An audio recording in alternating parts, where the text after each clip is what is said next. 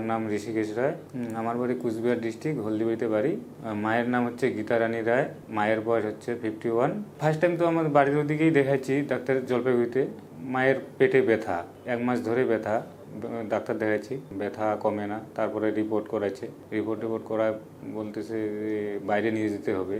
আমি আবার হায়দ্রাবাদে নিয়ে গেছি। হায়দ্রাবাদে নিয়ে যাওয়ার পরে ওইখানে ডক্টরের সাথে দেখা করার পরে আবার ওইখানে সব কিছু রিপোর্ট করার পরে বললো যে ক্যান্সারের কথা বললো। থার্ড স্টেপে চলে গেছে। অপারেশন করে লাভ হবে না, শুধু বলছিল যে কেমোথেরাপি দিয়েই রাখতে হবে।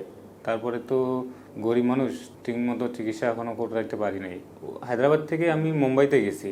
মুম্বাই তো ওই সেম বলছিল, তো মানে ওইসব কিছু করাই নেই, পয়সা কড়ির সমস্যা। ডক্টর বলছিল যে আবার মায়ের জন্ডিস আছে, তো জন্ডিসের কারণে অপারেশন করতে চাইছিল একটা। তো ওইখানে মোটামুটি জন্ডিসের জন্য 1 লাখ টাকা অপারেশনের খরচা চাইছিল। তো আমার হাতে তো অত টাকা নাই। বলছিল যে অপারেশন করে শুধু জন্ডিসটা বের করে তারপরে কেমোথেরাপি দিতে হবে। তো মা তো খাওয়া দাওয়া মানে শরীর একটু মানে কমজোরের মতো হয়ে গেছে।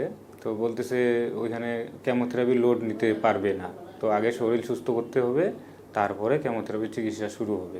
এই জন্যই আমি আবার চিন্তা ভাবনা করে বাড়িতে নিয়ে আসছি। তো আপনাদের এখানে আমি সোশ্যাল মিডিয়ায় মানে আপনাদের এই যে পুনরঞ্জন হসপিটালের কথা দেখতে পেলাম। এখন শুধু ব্যথার জন্যই তো মানে কাপ করাচ্ছে, আতরাচ্ছে, আর খাওয়া দাওয়া তো করতেছে না, মানে হালকা আর কি খাচ্ছে মানে জুস খাচ্ছে লিকুইড জাতীয় একটু, আর ভাত একটু হালকা 2 চামচ 1 চামচ খায় মাঝে মাঝে, আর জল।